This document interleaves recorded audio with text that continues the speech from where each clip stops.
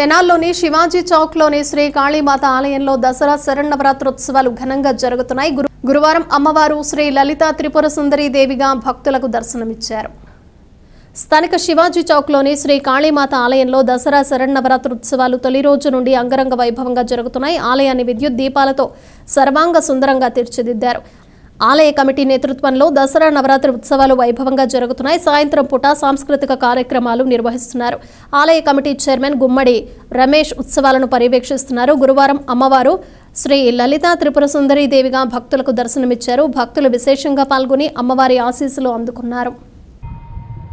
స్థానిక శివాజీ బొమ్మ సెంటర్లో వేంచేసి ఉన్న శ్రీ కాళీమాత దేవస్థానంలో ఈ నెల 22వ తారీఖు నుంచి దసరా మహోత్సవాలు జరపడుతున్నవి. ఇవాళ 4వ రోజు శ్రీ లలితా త్రిపుర సుందరీ దేవి అలంకారముతో వెలుగొందుతోంది.